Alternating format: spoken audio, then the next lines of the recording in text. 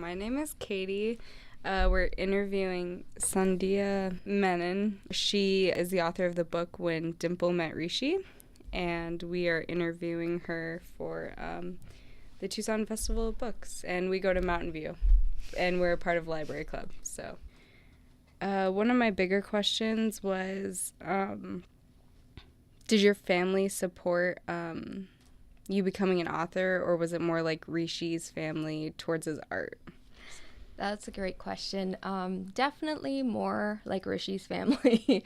My family was like, writing is great for when you come home, after a full day of work as a surgeon and as the president of the United States. That's a good hobby, but it will not be your profession. And of course, when I went to school, I was horrible at biology. I started crying when they brought out the fetal pigs.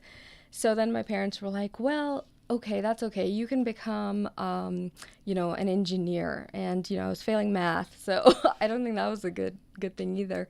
And I just kept drifting back toward writing. And so eventually, I think they realized it was more serious for me than they had previously thought. So all through college, I was very involved in the literary journal and stuff like that. And I still majored in psychology because I ended up becoming a therapist. And I was like, well, maybe I'll do that and write on the side. But the way it worked out was that my writing career took off first before my therapy stuff had been established. So, yeah, it just worked out that writing was my thing, even without family support, just like Rishi's. Hi, Sandhya. My name is Jonathan, and my question for you is, what exactly do you like the most about your genre of book? So most people use YA as a genre, which it's not. But so I'm guessing you mean romance or romantic comedy? Yeah, let's go. Okay. Let's go with the romance. Okay. What I love about romance and YA romance especially is that it's really hopeful. And you can explore all these different things like feminism and, people's roles in their families and cultures. And you can still have this super swoony romance and kissing scenes and have a happily ever after. So that's what I really love about it. My name's Amanda, and the question that I had for you was, do you have any tips for people who want to be writers but their family is more like Rishi's, where they're not so supportive? Definitely, yeah. So my tip is do what feels right for you. Just like Rishi did in the book, I think it's impossible to stuff your own feelings and wishes and ambitions and just do what your family wants, and usually you end up getting hurt. And it's not worth it, like you have one life to live and give it your best shot. Do what makes you happy. What was the most difficult part of writing this book? Like, did you come not to any writer blocks necessarily, but like, did you just have some difficulty writing some chapters or like maybe some characters? I did. So it wasn't necessarily like a chapter level difficulty, but for me it was exploring South Asian culture and like not necessarily the shiny bright stuff about it, but some of the more negative things. I was a little worried about writing, for instance, Dimple's relationship with her mom and how her mom is very pushy about marriage and doing feminine things, or what she perceives as feminine things, and there's already so much negative stereotyping of South Asian culture that I didn't want to add to that. But at the same time, I wanted to tell a story that was authentic and true. And so for me, it was like walking that balance of authentic and true, but not veering into negative stereotyping of my own culture. Okay, my next question is, in your opinion, why do you believe that Dimple doesn't want the life that she is being given by her parents? That's a great question. Why doesn't she want that? I think because it's being forced and not necessarily, she perceives it as being forced and not necessarily given in a loving way. And I hope I explored that better in the book than I'm doing right now. But and so Dimple's mom really comes from a place of love. And even though she's very overbearing and domineering, At the end of the day, you kind of see this part of her where she is proud of her daughter, and she's just really worried about her and wants her to have the best life possible. And to her mom, it's this very narrow view of the best life, you know. And in the course of the book, Dimple works to try to change her mom's mind. And I think they arrive at like a kind of happy medium at the end where they're both able to see each other's points of view. But I think that's why Dimple had such a problem with it, was because she felt it was being forced and who she wasn't being respected. My next question for you is, when you were writing this book, did you have more of like, did you relate more to Dimple or did you relate more to Rishi? This is one of my favorite questions. I get it at just about every event that I do. And so much so that I even have it on my website as like an FAQ. But I'm definitely both. I took the most vulnerable, like raw parts of myself and put them in both Dimple and Rishi. So I grew up very feminist and very ambitious in a family that was fairly traditional. And at the same time, I was a writer where, you know, people definitely didn't want a writer in the family. So yeah, both. Was it harder to put yourself in a teenage mindset again? Where it's like teenagers doing teenager stuff and you're like, ah. Yeah, so yes and no. I'm 35, so in a way I haven't been a teenager for a long time, but mentally I think I still really like teenage stuff. Like, I love Twilight. I have no chill about Twilight, and I love to watch teen, you know, shows. And so for me, and I love reading YA, like I've always loved it. So well after my college years. So if in that way it wasn't at all bad, you know, hard to put myself back in the mindset. In other ways it was, because I remember I had like somebody videotaping something, and someone, a young reader, said, nobody videotapes anymore, you know, you just video. And I was like, oh yeah. And or like hanging up the phone, like you don't hang up a phone anymore, you just press end. And I was like, oh, right. So in that way I felt kind of old, but other than that it was great. If this were to be a movie, okay, it's actually kind of two questions. If this were to be a movie, who would you prefer to direct it and or also play the parts of Rishi, Dimple, Celia, anybody, really? Oh, very cool. So I think I love Mira Nair. I have a new book coming out this summer, From Twinkle with Love, and it's basically like this love letter to female directors. And Mira Nair is one of my favorite. So she directed Monsoon Wedding, which is like this big Indian, it's kind of the first Indian movie that kind of made it big in the Western world. It came out in 2001, I think. So I think she would be great to give it like an authentic feeling. As far as actors and actresses, like, I don't know, for Indian American characters, it's hard to say. That I feel like we are still lacking a lot of younger Indian American actors and actresses. So I would like to see probably somebody new, like really own the part. My next question is more book related. Did you always plan on Dimple and Rishi like breaking up and getting back together, or was that like something that you just kind of thought of and was like, oh, I should put that in there? I definitely did not plan it like that at all. It just happened while I was writing it. And I remember an early reader telling me, you know, people are going to really hate you when they get to this part. And I was like, I know, but I don't know how else to write it. Like, it just happened and it felt good. And so I kept it that way. And I cannot tell you the number of DMs I have gotten, angry DMs, as people get to that part. What are you doing to me? I thought this was a rom-com, you know? I'm like, just keep reading. I promise it gets better. I'll take care of you in the end. So yeah, it just happened and I just decided to stick with it. Team Jacob or Team Edward? Oh my gosh. I get this question a lot too, and I even have it on my Goodreads page. So definitely Team Jacob. I am unapologetic about it. I have actually been booed in bookstores on my own book tour because I said Team Jacob, but I will die on that hill. I agree with you. So, hey, that's Yay! cool. Yeah, look at that. How long did it actually take you to write When Dimple Met Rishi?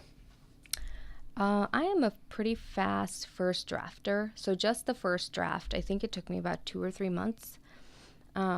But then, you have a lot of revisions and back and forth with your editor and stuff. So all in all, I would say the book from start to finish probably took about 9 to 10 months. And then the rest of it was like marketing planning and, other publishing side things. So it didn't actually come out until like 2 years or a year and a half after I wrote it. Yeah, it's a long process. Since your family was more like Rishi's family, what was their response to your book becoming such a big hit? So my family is all in India. So they weren't actually like here to see it, get the buzz and all that stuff. But my cousin who is kind of like my brother. We grew up really close, and I told him, hey, it hit the New York Times list, and he was like, what? Oh my God. And so he ran out and bought a copy when it came out in India, and he passed it around to everybody. But as far as I know, he's the only one who's read it, because my family, I think, is still sulking about the fact that I became a writer. So I still definitely struggle. And I think for them, it was okay when I was like at home writing. But now that it's a viable career and it's successful, I think that they're actually, struggling with that a little bit, with me being I'm a mom and a wife, and I'm also a New York Times bestselling author, and they don't know what to do with that. So. Okay, so for like people who like your book, do you have any other like YA rom-com kind of books that you would recommend to other people? Oh, yeah, so many. I love Jenny Han's books, just all of them, buy all of them. They're all good. Stephanie Perkins, Anna and the French Kiss, that series is amazing. I'm reading one right now that doesn't come out till 2019, so it's kind of, I'm talking about it now, but it's by Erin Hahn, and it's really good. It follows a country music singer, and it's super cute. Yeah. And one I've been hearing a lot about is The Kiss Quotient. I forget who the author is. I think it's Helen somebody, but it's supposed to be really cute, and people actually recommended it for fans of When Dimple Met Rishi, so definitely check that one out too. When you made the book When Dimple Met Rishi, in other countries, did it have to be translated like deeply, and were there possibly some stuff that did not make it through translation? That's a really good question. So as far as India goes, no, they just took the whole thing. They didn't make a change. And, a majority of Indians speak English, so they didn't have to translate it to Hindi or anything. But they didn't change anything. And one point of pride is all countries kept the cover. So I think it just speaks to this amazing cover that really resonated with people. But it was funny, in Turkish, the Turkish translator emailed me and said, the thing you have in there about Aber zombies, I don't know how to translate that. Like what, because it's Abercrombie and Fitch, and I made a joke about it being Aber zombies. And she was like, how do I translate that in Turkish? I was like, I don't know. I don't speak Turkish. Maybe you could just say zombies. And she's like, So that was kind of a weird conversation I never thought I'd have. But that was the only kind of snag with foreign editions that I've seen or heard of. Everything else, I think they just pretty much kept the whole book as it was. Have your parents ever tried to pull the whole, you're getting married to this person thing on you? No. Yeah, so it's funny, but I'm one of the only people in my family who is not in an arranged marriage. I met my husband in high school, and he's a white Southern boy.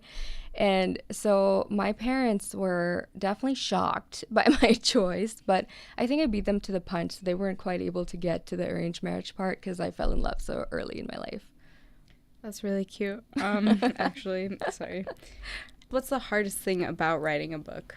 Like maybe the schedule or... The hardest thing I would say is getting over self-doubt. And you would think with training as a therapist, you would have some good tools to do that, but you would be wrong. I think it's just hard to sit at the computer and I just shut off that internal critic that's like, nobody's going to find that joke funny, or, oh my God, you're a writer and you wrote the blandest sentence in the history of the universe. You just have to say, okay, it's fine. I give myself permission to mess up and be unoriginal and cliche, and I'll go back and fix it. And that's what revisions are for. That's still the hardest part for me. My next question is, in the book, you do a bit of framing between two different characters, and you try and look at the story from their own perspectives. What made you come up with this idea?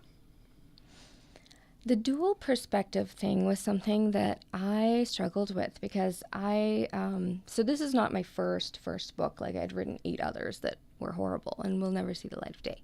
But so I had never tried to do the dual perspectives, especially from the perspective of a guy. And I was really nervous. I was like, can I do this? And my editor really thought that it worked best with dual perspective. She said, it would be funny. We'll get to see both characters, like, vastly divergent points of view on arranged marriage. And I was like, I know you're right. It's just fear and, the self-doubt again.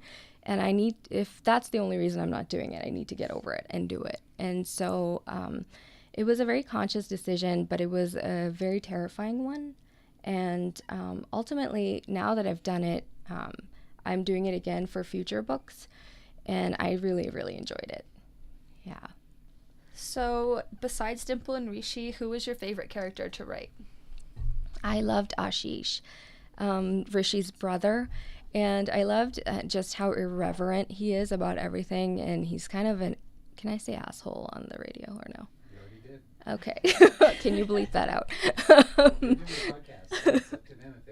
Okay, great. Yeah, he's just kind of a jerk, and so I loved writing that. And but also I loved him so much that he's getting his own book that comes out 2019 next summer. But yeah, it's sometimes you just write these, and he wasn't even supposed to be there. He wasn't in the original synopsis or anything, but he just appeared on the page, and I realized, oh, he's a great foil for Rishi, but also he makes a great standalone character too. So yeah. It was him, definitely. Okay, so this is more a personal you question, but I guess what's your favorite underappreciated book that you feel like doesn't get a lot of light? Oh, wow, that's a good question. I love American Panda by Gloria Chow, and Gloria's here for this festival, but it's such a cute book, and it's also really, it's another contemporary book. And it also explores Taiwanese American culture really well. But I wish it got a lot more. It does get a fair amount of love, but I wish it got a lot more because it's really good. You should check it out. On a similar, more personal note, do you have a favorite author? I have so many. Sorry. Oh, no, go ahead. Oh, yeah. Just, do you have a favorite author that you find, I don't know, to be idol-like or something? Who I fangirl over, you mean? Yes, know, so sure. many. I love Stephen King. I kind of grew up just reading Stephen King, like, way before it was age appropriate for me. I don't know what my family was thinking. But so to this day, I love everything Stephen King writes. I love Sophie Kinsella, who is like this women's fiction / chick lit writer from Britain. She wrote the Shopaholic series. I don't know if you guys have read that one. It's so cute. Oh, you have? Yes. Oh my gosh. You and I need to talk books more because we apparently have a lot of common things. But I love Sophie Kinsella, and I'm a huge Jenny Han and Stephanie Perkins fangirl too. So going off of Jonathan's question, have you ever met anybody that you fangirled over and just couldn't Stop. contain it? Yeah. I have met both Jenny Han and Stephanie Perkins, and it was very embarrassing because I'm pretty sure I tripped over my words and said the same thing like 5 different ways, and they were both very gracious. And but one time I was on stage with Jenny Han, and I realized that for the past 5 minutes I'd just been staring at her as she spoke, like, in this incredibly creepy way. So I had to force myself to stop.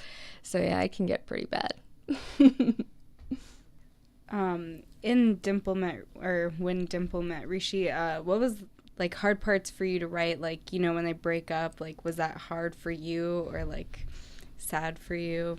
So you mean kind of in a personal, emotional way? Yeah, the breakup was like very tough for me because by then, I'd gotten really attached and I liked them as a couple. And like I said, I wasn't planning on doing the breakup. And when it happened, I was like, wait, what? And I realized that this was going to be really rough. And I wrote through it, but I remember I was feeling like, even when I wasn't at the computer writing, I was feeling really depressed and like blue, and I realized, oh my gosh, it feels like I'm going through a breakup. And so, yeah, that was a really, really hard thing to write. I also must say that it was tough to write. Tough and also good to write the scene with Dimple and her mom where they finally have the heart-to-heart after she comes back home. And that was really like, it felt cathartic in a way that you don't always get from your parents. They don't always come and sit with you and have this open dialogue about how they haven't been, they've made mistakes or whatever. You don't usually get that. So in that way, it was really cathartic and, emotional too. So I've got to say I was pretty mad when Dimple broke up with Rishi. Did you expect people to have such a big reaction to that part? I didn't when I was writing it.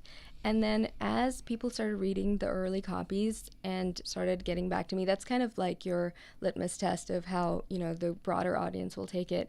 And I started realizing I may have made a giant mistake. And I started to get really nervous. And my editor was like, be cool, it's okay. That just means that they're really invested in the romance, And plus it like all works out because it's a rom-com, it has to.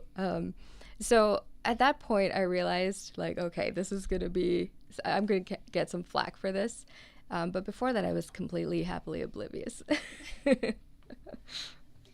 So I kind of have two questions actually.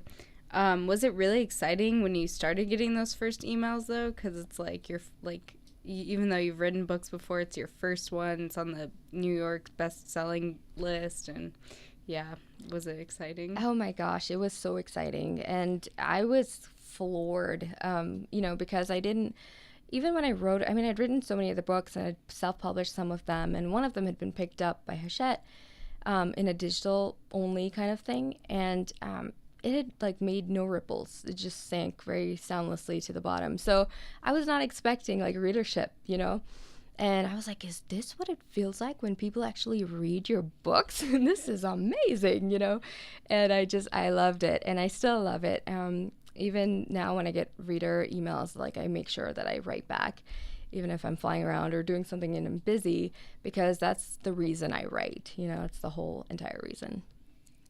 In college, did you do any activities like what was in the book? Like, did you ever have to do like a little competition, maybe the little talent show kind of thing to anything in college? Yeah, so I'm trying to think. I don't think that I had any big competitions in college, but in high school, my senior year, I was in this magnet school, and we kind of had to do this big senior project, and that would be graded by this committee and stuff.